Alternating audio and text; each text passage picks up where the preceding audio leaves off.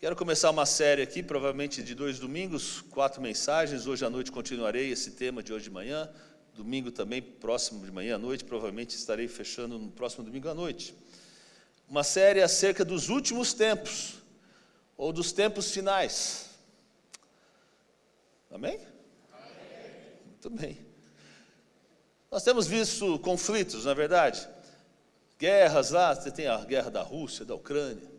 Agora começou uma outra guerra aqui, Irã, Iraque, trazendo essa tensão do Oriente Médio. Opa.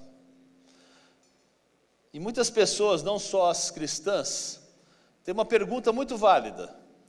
Será que nós estamos vivendo os últimos tempos? Será que são os tempos finais, esse é o final? O que você acha? Talvez, sim, não.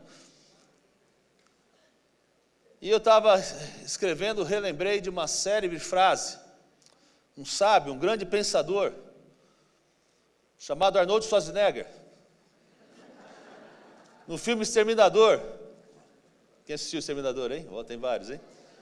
Sabe o que ele falava? Olha, vê se é uma palavra profética essa daqui, né? I'll be back. Eu voltarei, né? A misericórdia é boa. Mas veja, sabe o que é interessante? Que eu encontrei na Bíblia, e não foi o Exterminador que disse, Jesus disse isso há muito tempo antes, há mais de 2000 anos atrás, né? Jesus já tinha havido prometido que ele voltaria, que ele regressaria, voltaria novamente.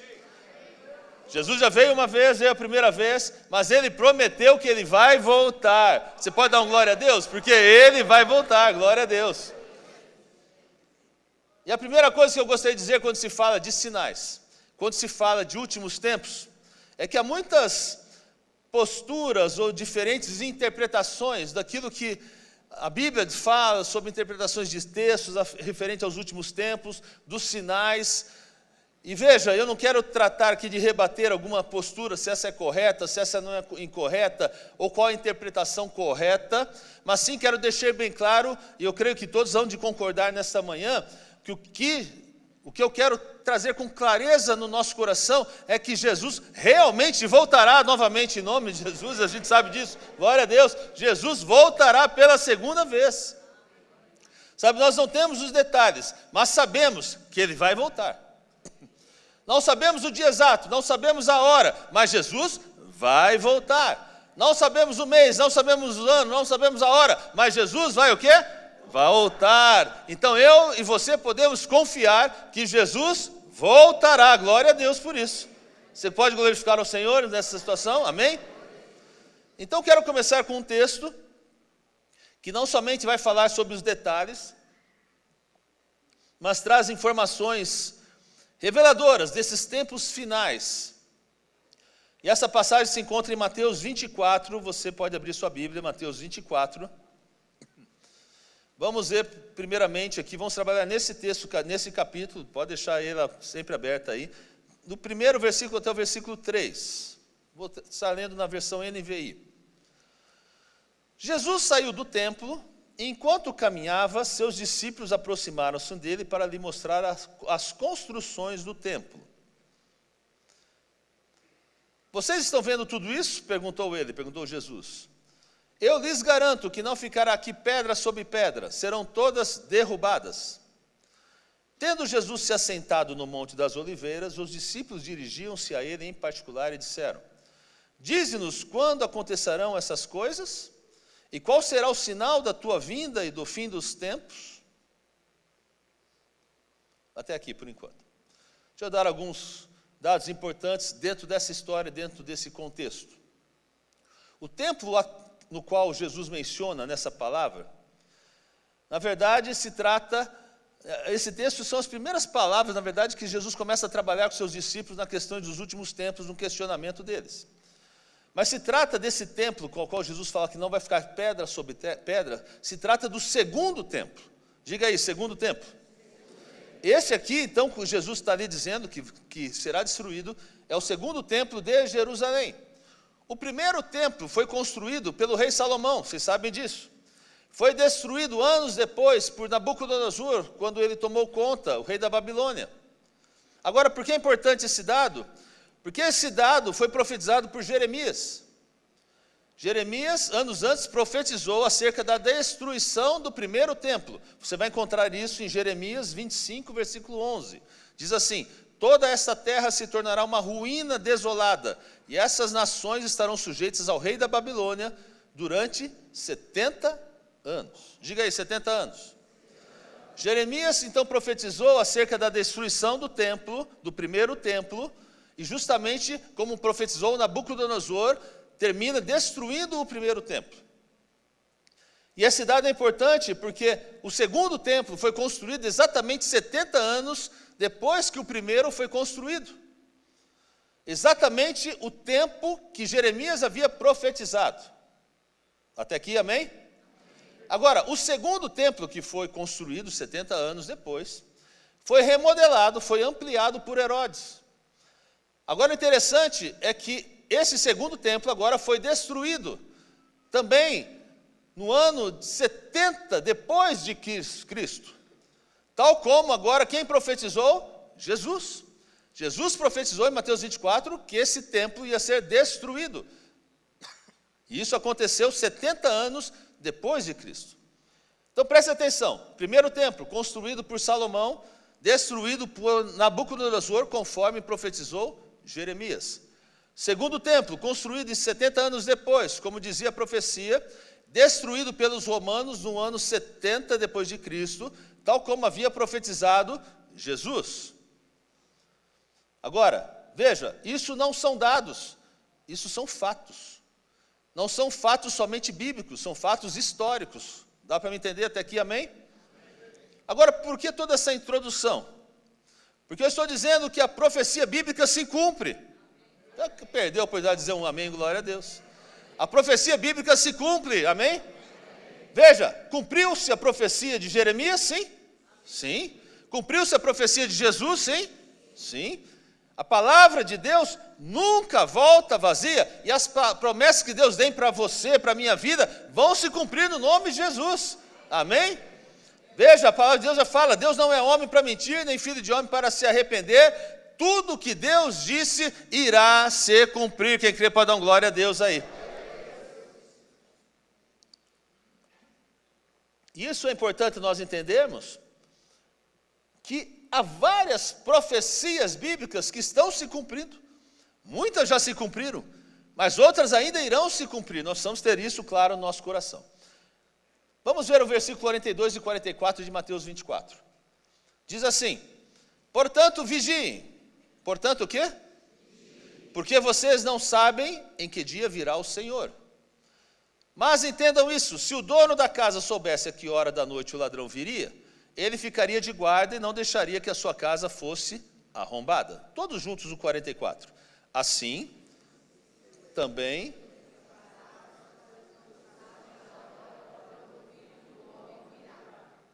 Muito bem, vou ler na minha versão aqui. Assim também vocês precisam estar preparados, porque o Filho do Homem virá numa hora em que vocês menos esperam. Essa versão é até mais clara. Versículo 44. Assim vocês também estejam o quê? Preparados, porque o Filho do Homem virá numa hora em que vocês menos esperam. Então eu faço uma pergunta aqui. Quando virá? Quando menos? Quando virá? Quando menos? Esperam. Sabe quando todo mundo diz que virá? Não vai vir. Que virá quando menos? Então, meu irmão, veja, perceba nos textos que nós estamos lendo que a pergunta de que quando virá Jesus, quando Jesus retornará, não é nova, não é novidade. Os próprios discípulos já perguntavam a Jesus, há mais de 2000 anos atrás: Senhor, quando o Senhor vai voltar? A que hora o Senhor vai voltar? Então, há 2000 anos atrás, essa conversa de que Jesus vai voltar, esse enredo que Jesus vai voltar, já era debatido, conversado. Isso aqui é algo bíblico. Então, quando nós vemos certos sinais, por exemplo, os sinais que nós estamos vendo, judeus, árabes, Iraque, Irã, conflito, guerra, permanece essa tensão. Quem tem o dono da terra prometida, a terra santa, a cidade de Jerusalém, Veja, esses conflitos que nós estamos vendo não são novos. Já existiam desde a antiguidade. A pergunta que você está fazendo, que todo mundo faz, quando vem, que hora vem, que lugar vem, não é novidade também. Desde há mais de 2000 anos se faz esse mesmo questionamento. Então sabe o que Jesus está querendo dizer? O que Jesus quer dizer é que o mais importante não é decifrar dia, não é decifrar hora, o mais importante não é decifrar sinais do fim do mundo, mas o mais importante é estar preparado sim para a volta do Senhor. A pergunta que nós temos que fazer hoje para o nosso coração é o seguinte: estou preparado? Pergunta para o seu vizinho aí, se você está preparado? É uma boa pergunta. Porque se você está preparado, não importa viver mais 50 anos. Se você está preparado, não importa se o Senhor volta daqui uma semana, ou até se volta hoje. Você vai com Ele, glória a Deus. Se você está preparado, meu irmão, não se importa se todas as profecias se cumpriram, ou ainda há profecias que não se cumpriram. Se você está preparado, você vai dar conta que você vai experimentar uma paz no seu coração. O Senhor vier hoje, eu subo com Ele, glória a Deus. E eu me dei conta, meu irmão, que as pessoas mais preocupadas são aquelas que não estão preparadas. Essa que é a verdade. As pessoas que estão preocupadas com guerra, pandemia, fim do mundo, é porque não estão preparadas. Porque se estamos preparados, nós estamos em paz. Silas está em paz, já falou. Você está em paz aí, meu irmão? Então, meu irmão, se Jesus vai voltar daqui 50 anos, 100 anos, ou esta noite, ou hoje, IBC, a pergunta: estamos preparados? Porque quando eu estava trabalhando nesse tema aqui, o Espírito Santo me diz: olha, não cabe à igreja de Cristo saber dia e hora. Não cabe à igreja de Cristo querer decifrar todos os sinais. O que eu quero que a igreja de Cristo, a minha igreja, o que eu quero é que a minha igreja esteja preparada. O Espírito Santo falou assim: Hamilton, prepare a minha igreja. Essa é a minha preocupação. Você tem que sair daqui preparado. Não importa, meu irmão, dia, hora, local. O importante é que estejamos preparados para a vinda de Jesus. E eu pretendo trabalhar de uma forma mais extensa, de uma melhor maneira possível nessa série, para preparar a cada um do nosso coração para a segunda vinda de Jesus. Você quer que o Senhor vai voltar a segunda vez? Glória a Deus. Porque, meu irmão, agora veja o outro lado. De que serve se você soubesse a sua hora, quando Ele voltaria, o dia, data e mês, se você não está preparado? E eu creio que eu não vou dizer nada de novo aqui. Mas uma coisa é verdade: a cada dia que passa, nós estamos mais perto. Agora Jesus, Ele adiciona algo que realmente me impacta. Ele fala que nós devemos estar preparados sempre. Diga aí, sempre. Então você deve estar preparado com pandemia, sem pandemia, com guerra, sem guerra. Sempre você deve estar preparado. Porque nós não sabemos quando Ele vem. Então o que Jesus quer dizer? Temos que viver como se Ele viesse hoje. Vamos repetir isso? Temos que viver como se Ele viesse hoje. Isso é estar preparado. Então eu vou viver com uma expectativa, com esse nível de santidade, com esse nível de consagração, com esse nível de fé. E não me importa se Ele vier amanhã, ou depois de amanhã, ou daqui a certos anos, mas eu estou sempre preparado. E eu quero trazer aqui, pelo menos hoje, na parte da manhã, 3 instruções que Jesus nos deixa em Mateus 24. À noite trabalhei mais 3. Acerca dos últimos tempos. Veja, não são conselhos, são instruções. São instruções. Eu poderia dizer até talvez 3 advertências que Jesus nos deixa nesse texto. Primeira instrução: tenha cuidado. Diga aí, tenha cuidado. Olha o que diz o versículo 4 e 5 de Mateus 24. Jesus respondeu, leia comigo. Ok, vamos todo mundo. Jesus respondeu: tenha cuidado, pois muitos virão em meu nome, dizendo, eu sou o Cristo. E o que acontecerá?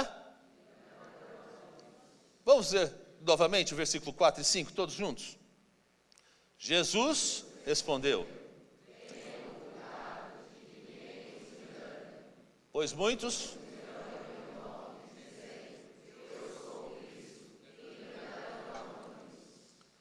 Então veja a primeira instrução. A primeira coisa que Jesus nos diz. Interessante que ele começa então falando do templo, da destruição do templo, falando dos sinais. Aí a primeira coisa que ele já vem de cara, e já traz um alerta para os seus discípulos e para nós, é: tenham cuidado quando se trata dos últimos tempos.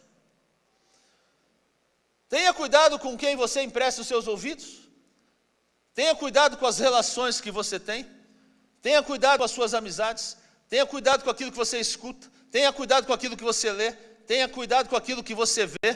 Porque haverá muito engano. Vou repetir, porque haverá muito o quê? Engano. Então, tenha cuidado.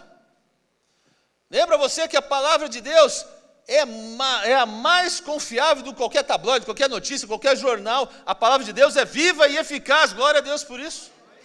Então Jesus nos adverte que nos últimos tempos haverá muitos enganadores. Vamos dizer na linguagem atual, nos últimos tempos vai ter muito fake. Não é isso? Notícias falsas, notícias enganosas. E Jesus diz, olha, tenha cuidado, não se deixe enganar. Não seguir pelo que diz as notícias, não seguir pelo que diz os jornais, não seguir pelo que todo mundo diz, mas seguir pelo que diz a palavra de Deus.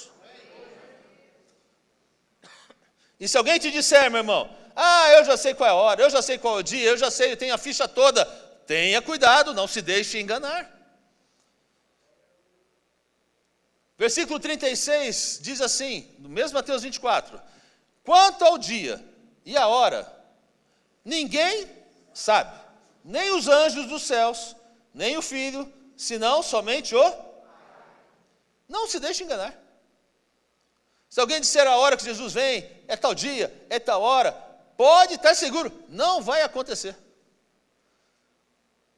Lembra quando a gente foi virar para o ano 2000? Meu Deus do céu, acho que eu não dormi aquela noite.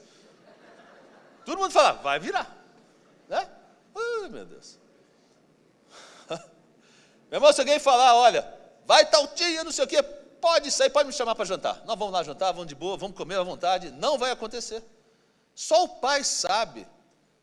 Quem conhece o Pai, quem conhece a hora, quem conhece o dia, é somente o Pai. Não se deixe enganar. Quando eu escuto algumas palavras que dizem que, aqui em Mateus 24, é sentido figurado, que o Senhor Jesus realmente não vai retornar, sabe o que eu posso dizer? Tenha cuidado, não se engane. Olha o que o Senhor diz aqui no versículo 35. Os céus e a terra passarão, mas as minhas palavras jamais passarão. Não se esqueça que Mateus 24, às vezes a gente vê esse versículo e a gente coloca em vários outros contextos. Mas esse capítulo 24, Jesus está tratando da segunda volta dele para os seus discípulos. Veja, os céus e a terra passarão, mas as minhas palavras jamais passarão. Jesus está dizendo a respeito do fim do mundo, está dizendo, olha, ele vai regressar. Ele disse que para você não se deixar enganar. Céus e terra vão passar, mas minhas palavras não passarão, ou seja, o mundo vai desaparecer, mas as minhas palavras, as palavras de Jesus, irão permanecer, meu irmão. Agora veja o outro lado, se alguém dizer, falta muito, vamos aproveitar, vida louca, só se vive uma vez. Tenha cuidado, isso também é um engano. Dá para entender? Olha o versículo 48 até 51. Mas suponham que esse servo seja mau e diga a si mesmo, meu senhor se demora. Está se tratando da segunda vinda. Então começa a bater em seus conservos, a comer e a beber com os beberrões. O senhor daquele servo virá num dia em que ele não espera, e numa hora que não sabe. Todos o versículo 51. E ele o punirá Ele dará onde haverá. Diga para o seu vizinho aí, tenha cuidado. Não se deixe enganar, o Senhor vai voltar pela segunda vez.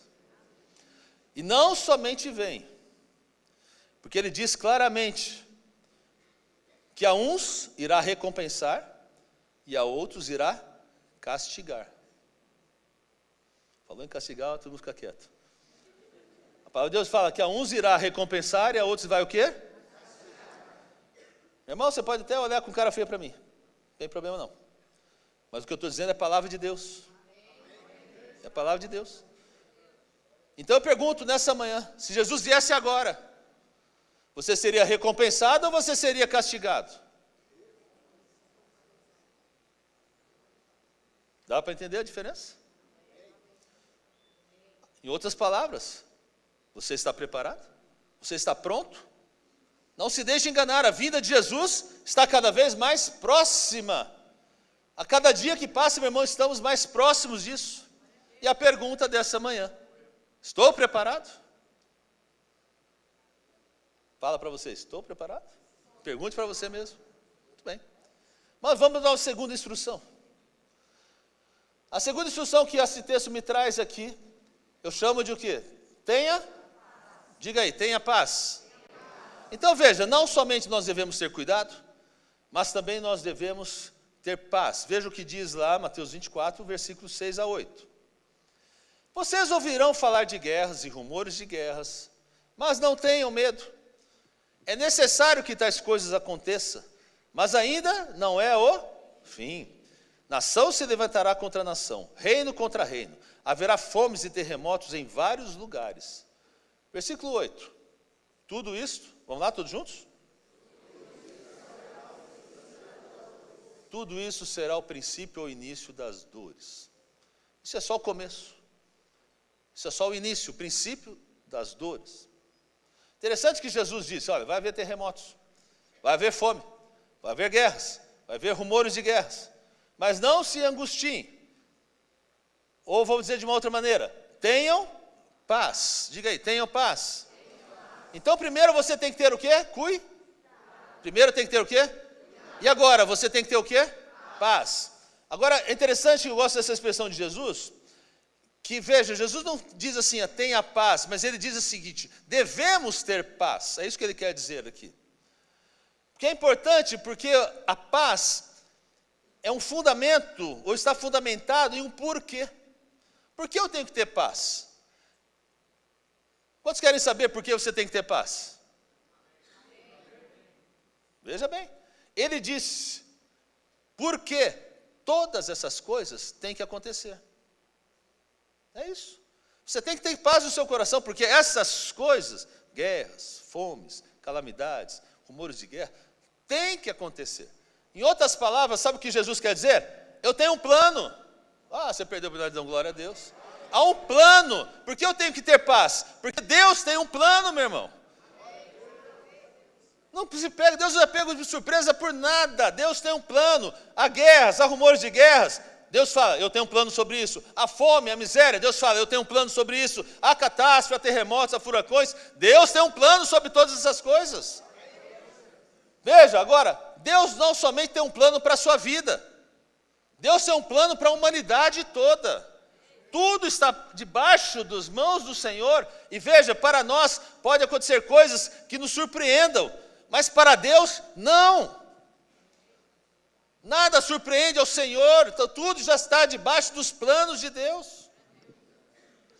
Você acha que Deus é pego por surpresa? Ele segue, meu irmão, ele segue tendo um plano para a sua vida, um plano para os seus filhos, um plano de bênção e não de maldição. Esse é plano de Deus para nossas vidas, glória a Deus por isso. Agora veja o que diz Isaías 46, versículo 9 e 10. Lembre-se das coisas passadas, das coisas muito antigas.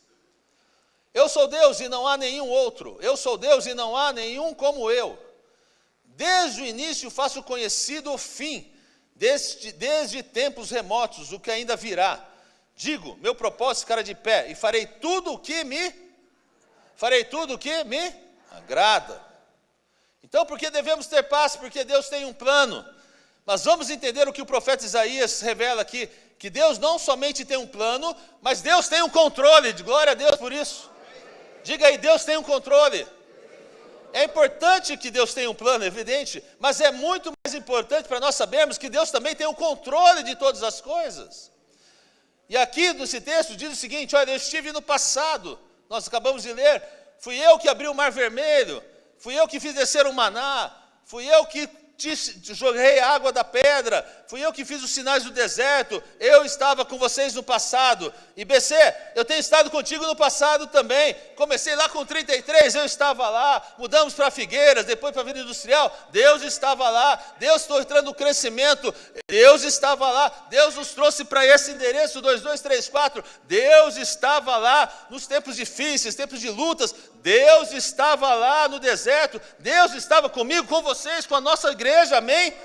Entende isso, que Deus estava no passado, mas mais do que isso, nós não estaríamos aqui se Deus não tivesse estado conosco no passado. Ele que nos atraiu para cá, glória a Deus.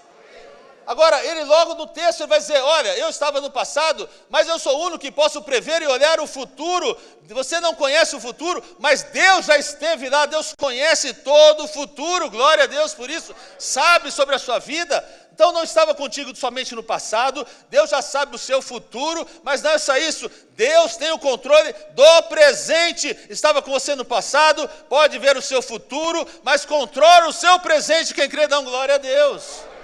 Meu Deus do céu. E para fechar, ele fala, eu faço tudo o que eu quero. Essa que é a verdade. Porque ele fala, eu faço tudo aquilo que me agrada. Não é me agrada a minha pessoa. Deus faz aquilo que Ele quer, o que é o seu desejo, a sua vontade. Então Ele diz assim para a minha vida e para a sua vida, olha, eu tenho um plano, eu tenho um controle, e sabe o que vai acontecer no final? Eu ganho, é isso que Ele quer dizer. Se a gente estivesse jogando uma partida de futebol, Deus está dizendo o seguinte, eu já sei como que vai terminar esse jogo aqui. E eu vou ganhar, diz o Senhor. Então, meu irmão, você deve ter paz, porque você está do lado certo da corrente. Você está do lado de Deus, e você está do lado de Deus, você está do lado ganhador, glória a Deus, por isso. Seu futuro já está garantido, já é certo a vitória para a sua vida.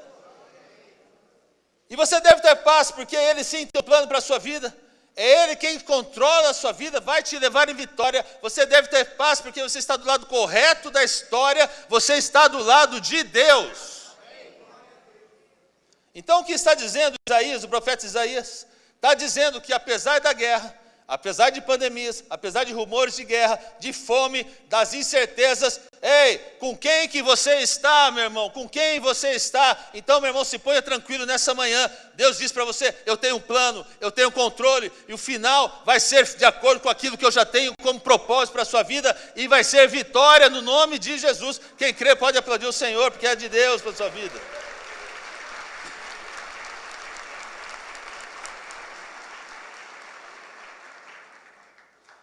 E a terceira instrução que o Senhor nos dá nesse texto.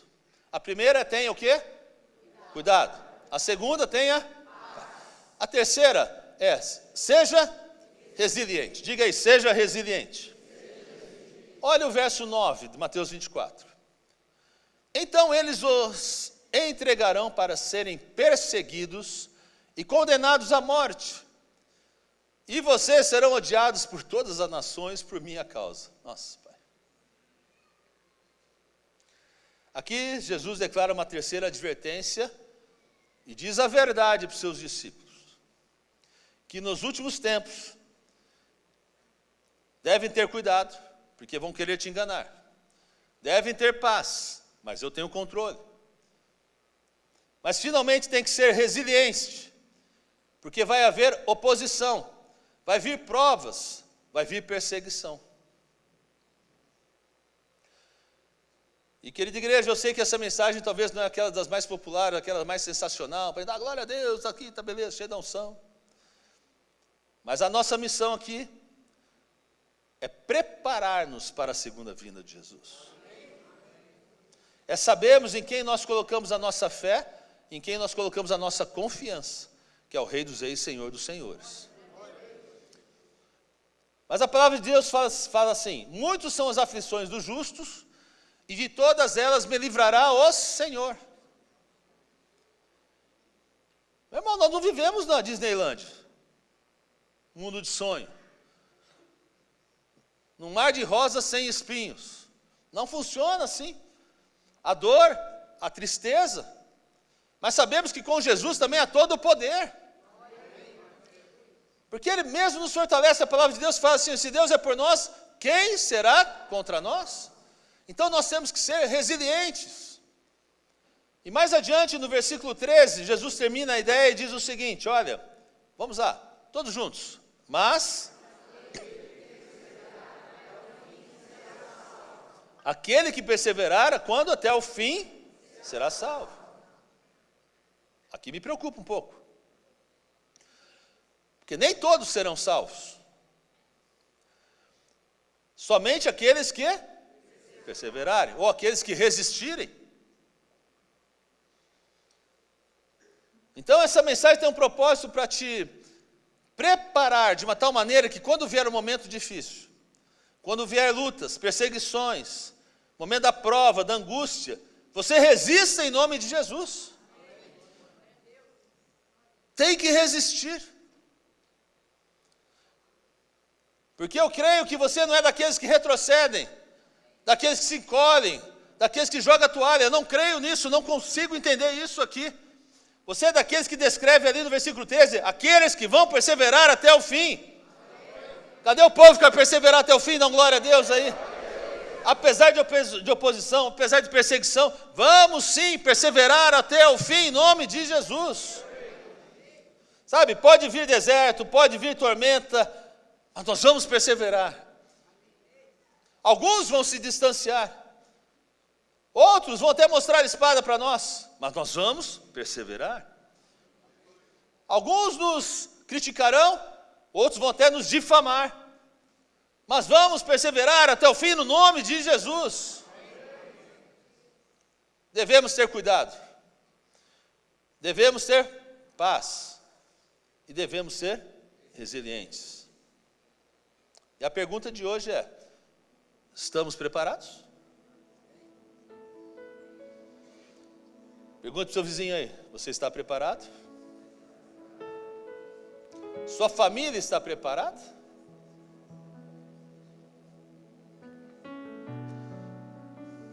Agora vamos escutar boas notícias, né? Amém, né? Porque o que acontece, meu irmão, é que nós estamos do lado certo da história. Glória a Deus por isso, não é verdade? Quando a gente entende boa notícia é porque Deus nos dá a oportunidade de estarmos do lado certo da história, do lado ganhador, do lado de Jesus. E como eu faço para então estar no lado bom? Como eu chego a Jesus, que é o ganhador? Com uma oração, muito simples. Reconhecendo que para os últimos tempos, para os tempos finais e para todos os tempos, nós temos que ter um Salvador. Não tem jeito. E esse Salvador se chama Jesus Cristo. Eu não posso salvar a mim mesmo. Eu necessito de um Salvador, e esse Salvador é Jesus Cristo. Eu não posso enfrentar os últimos tempos sozinhos. Eu preciso, eu necessito de Jesus Cristo. Eu não posso ir para o céu com o meu esforço, com as minhas boas obras. Eu necessito de Jesus Cristo. Eu necessito daquele que é o caminho, que é a verdade e que é a vida. Então nessa manhã, nós temos que ter isso no nosso coração. Quando se trata de fim dos tempos, um assunto mais do que pertinente. Um assunto que talvez a gente não gosta muito de falar ou comentar. Mas há uma coisa que é certa: o Senhor está voltando. Não sei a hora, não sei o dia, mas pode ser agora e eu estarei com Ele. Você está preparado? Vamos colocar em pé. Esse assunto é tão longo que eu estou deixando 3 advertências por culto. Hoje são essas 3. Tenha cuidado. Seja. Eu tenho que começar a perguntar. Porque, meu irmão, se você não está preparado, se você não tem Jesus no seu coração, você não está preparado. Então tenha cuidado. E a oportunidade de você estar do lado certo da história começa agora. Começa neste momento. Eu quero fazer primeiro uma oração com todos, por toda a sua fronte. Vamos todos orar e você vai repetir a oração que eu estou fazendo aqui. Senhor Jesus, repita todos juntos. Senhor Jesus, hoje te peço perdão por meus pecados. Limpa-me com teu sangue precioso. Hoje te peço que entre em meu coração. Te recebo como meu Senhor e meu Salvador. Te dou graças por teu amor. Te dou graças por teu perdão. Te dou graças por teu sacrifício na cruz. Obrigado por sua graça preciosa. Obrigado por teu Espírito Santo. E hoje te recebo em nome de Jesus. Amém.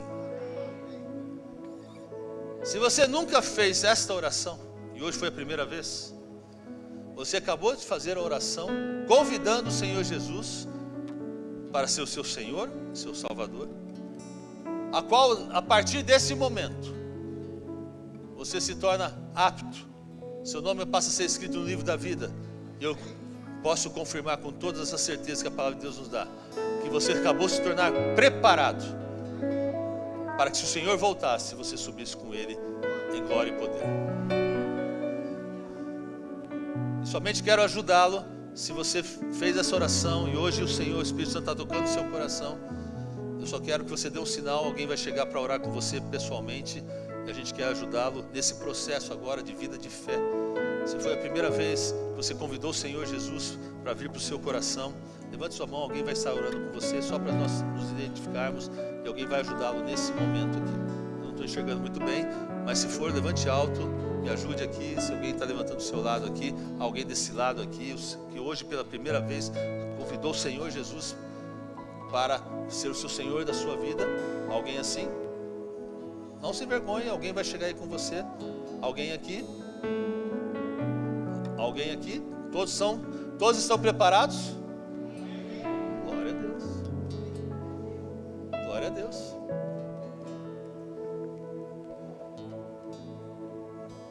Então vamos orar. E você? Como está a sua vida cristã? Porque às vezes a gente entra numa rotina, modos automático crente. Já ouviu isso? Vem para a igreja, volta, almoça, dorme. A Bíblia fica na estante, só pega no outro fim de semana. Você acha que é só isso? Você acha que a vida com Deus se baseia só nisso? Se o Senhor realmente te chamasse hoje, você está realmente preparado? Como está a sua vida, sua comunhão, sua consagração? Quando nós falamos desse tema, não é para constranger ninguém, ao contrário. É para que a gente possa se autoavaliar e dizer: Senhor, está na hora de eu ser um crente mais sério, está na hora de eu estar mais na Tua presença. Meu irmão, não se engane, o Senhor vai voltar. E vai pegar muita gente despreparada, que estava na igreja dele. A palavra de Deus é tão clara com isso. Muitos me dirão: até no teu nome expulsei demônios. E o Senhor vai falar assim: opa, afaste-se, não te conheço. Essa é uma manhã onde você tem que ter uma convicção genuína do seu coração. E cada vez que nós tratamos esse tema, é um tempo para a gente se reconsagrar, sabe? Você diz: Senhor, eu estou bem, mas eu posso fazer melhor. Eu estou bem, mas eu posso ser um servo melhor. Eu estou bem, mas eu posso orar mais. Eu estou bem, mas eu posso estar mais na tua presença. Eu estou bem, mas eu quero estar mais no estreito com o Senhor. Quero ter uma comunhão mais perto de Ti. Eu estou bem, mas eu acho que eu posso pregar mais o Evangelho. Eu posso ajudar minha família.